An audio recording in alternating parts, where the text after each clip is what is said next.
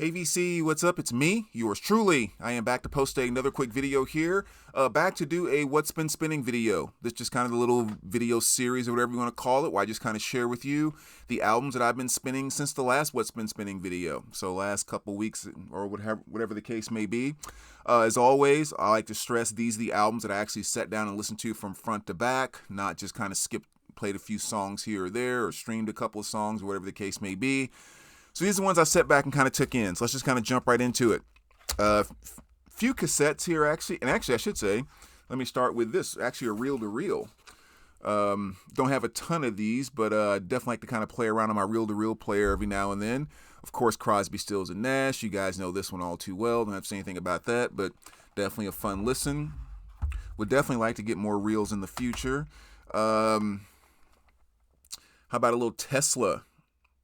And this is a five-man acoustical jam, and just kind of, exactly that, just kind of an acoustic jam with them doing stuff like Love Song, Modern Day Cowboy, all that good stuff. So, I mean, Tesla's just such a talented rock band in the first place, so all their live stuff is always great. Little Depeche Mode, kind of went back to some of their earlier stuff, kind of an earlier comp there, catching up with Depeche Mode.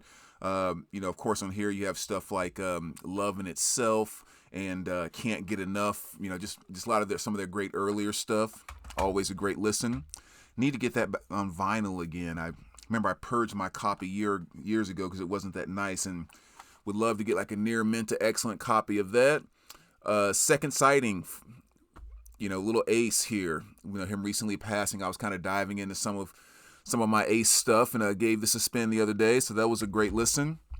And then as far as CDs, great little comp here. I love this one. Love at the Movies. Just some of the, great stuff from a lot of the movies that I remember, kind of growing up. You have stuff like Wet, Wet, Wet, the song Love Is All Around Us. Love that one. I Can Dream About You by Sam Hartman. What else on it? It Might Be You by Stephen Bishop. So, I mean, just some really Christopher Cross, author's theme, just like that kind of soft rock kind of stuff, which is absolutely fantastic. So that was a great spin. I really loved playing that one the other day. Another one I just hadn't gone to in quite some time, Primitive Radio Gods, Rocket. This is one I wish they would kind of press on vinyl, actually. Discovered them way back in the day. They had that song, Standing Outside a Broken Telephone Booth with Money in My Pocket, which I always thought was just a really fantastic song. And that's what introduced me to the group. But, I just hadn't listened to that whole album in a while, so gave that a spin. Little Living in Oblivia, 80s, Volume 4, I think, on this. Just kind of a compilation of all kind of great 80s new wave stuff. And some kind of more recent Pat Benatar. I mean, recent as in far as her overall catalog, not like in the last few years or anything. Just kind of dove into some Pat that I hadn't listened to in a while.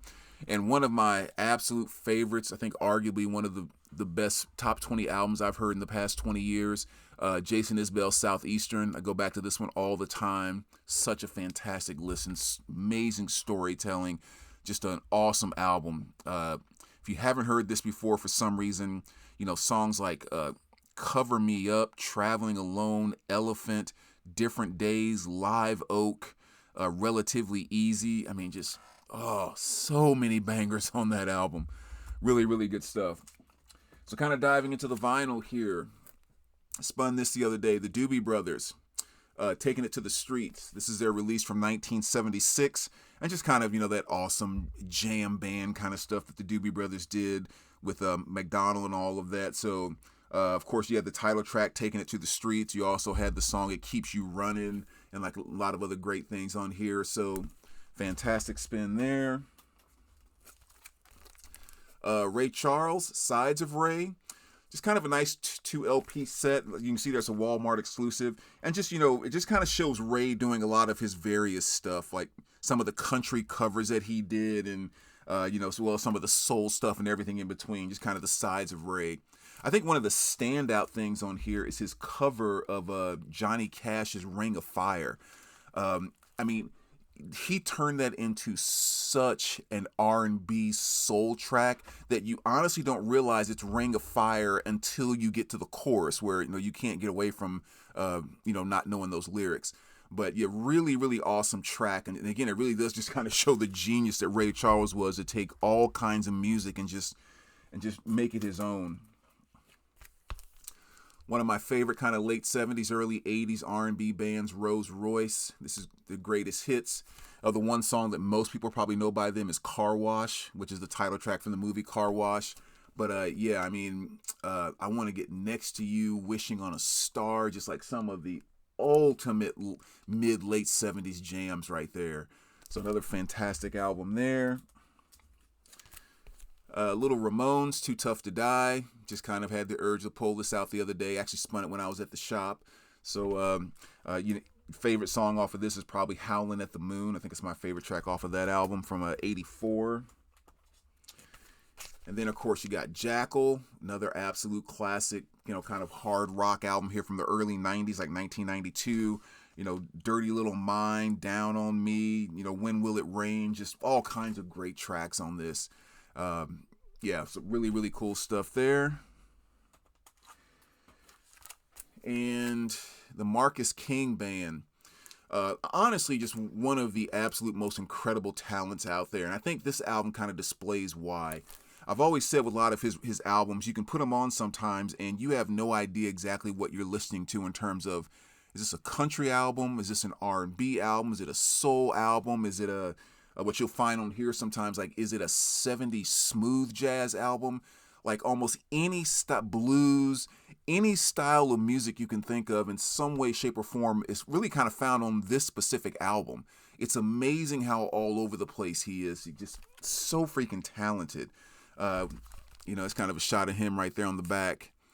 But yeah, like I said, there's just so many different things on this album. My favorite song is definitely Sorry About Your Lover. It's probably my favorite track on here. But like I said, you'll listen to some stuff and it's just straight up riff and blues, right into country, right into 70s smooth jazz with no vocals. I mean, it's just a talented group right there. And then you have the Motels. And this is their release from 1979. One of my favorite 80s female singers, Martha Davis. And just, the thing I always like about the Motels, and it's always hard to describe, but it's like, there's usually kind of a sequence of melodies that you normally expect. Like you hear these three notes and you expect the next note to be this. And the Motels always had this way of kind of going to an off note that just is almost like their little signature that they did. Again, I'm not a musician that reads music and all that kind of stuff, so I don't know how to really describe it, but that's the thing I like about them the most. And this is their one of their earlier releases from '79. A little bit on the darker side too. It's not a lot of upbeat new wavy type stuff here. Even songs like Celia, for example. I mean, it's like a song talking about like this girl's like warning her that like her man is after her and said he's not gonna kill you, but he wants to F up your face and all this kind of stuff. And it's just kind of the way some of that darkness was hidden back in the 80s, because everything just still seems so new wavy, blah blah blah, even with some of the darker tones. And just one of those examples I think about when I listen to that album. Another great one here, Empire Records, a soundtrack. Hadn't spun this one in quite some time. Of course, you have Collins on here with, I'd never known a girl like you before. And just, I mean, this album, the movie itself is just so 90s.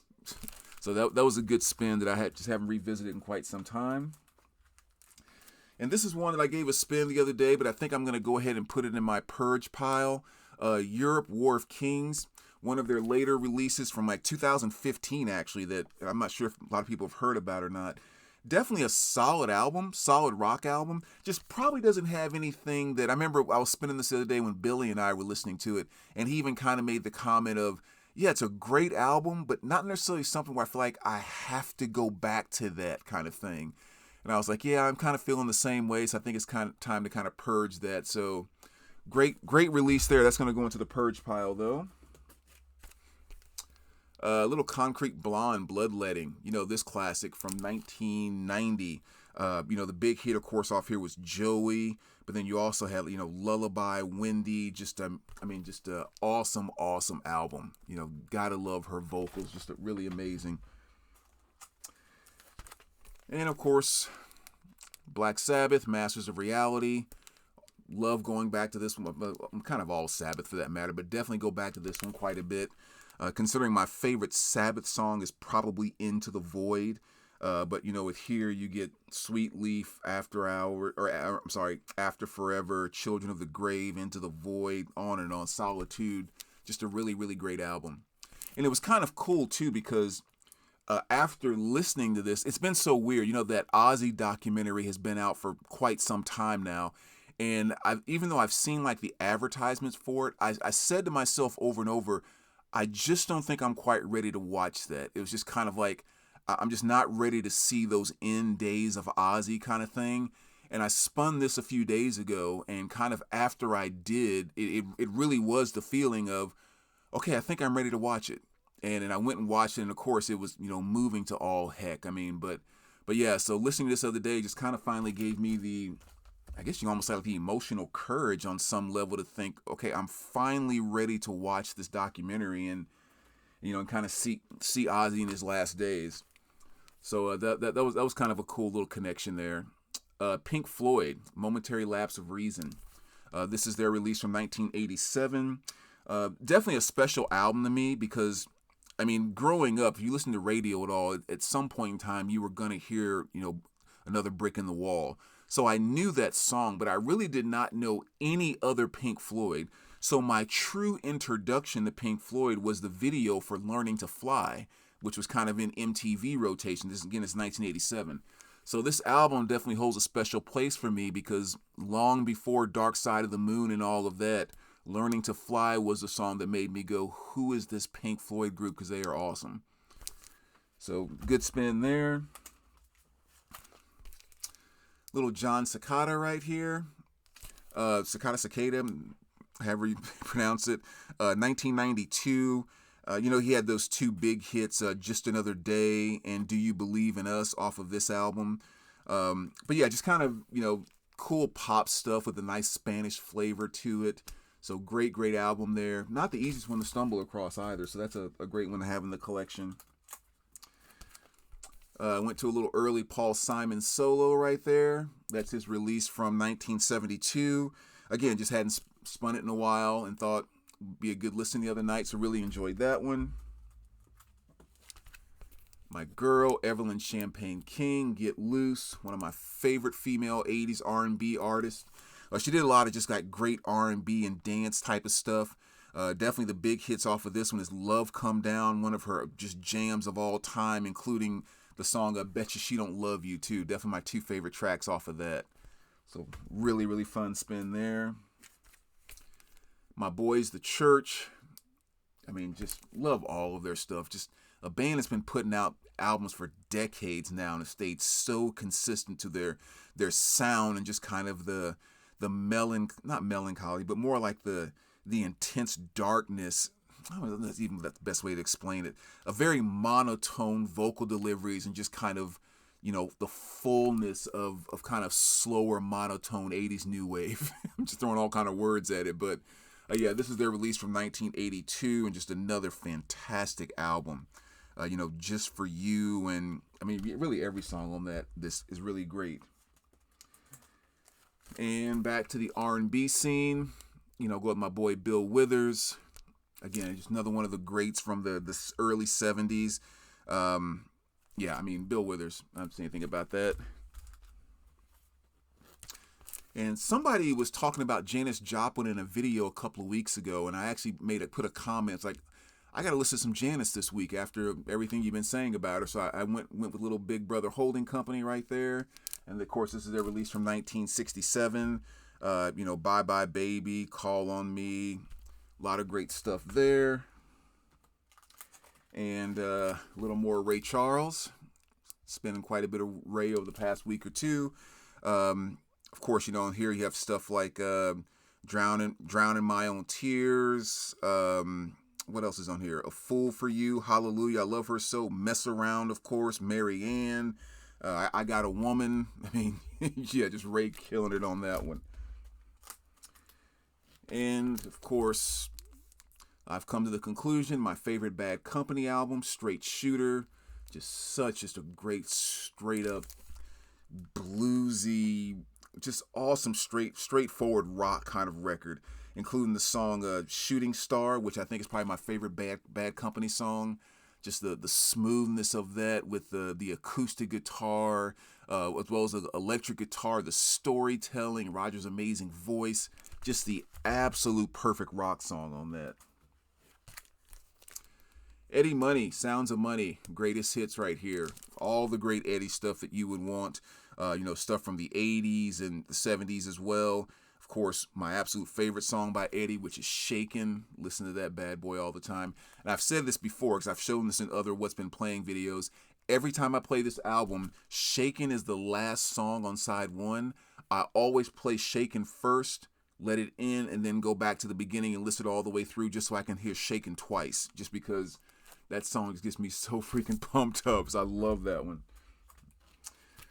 Little Vanilla Fudge, another great classic one here. Of course, with songs like You Keep Me Hanging On might be the biggest song off of here. A number of different covers, People Get Ready, Ticket to Ride. Just a lot of great stuff here. And I've always felt like part of the genius of this album is what's his name's vocals. It's almost like he's a singer that can't sing. Almost like he's trying to be just off enough that it gives it like a flavor and a punch. I think it's kind of one of the things that has always made this album kind of special to me, just kind of it gives it more of kind of a raw nature as opposed to trying to perfect the vocals and the recording of the vocals. It left it a little bit raw.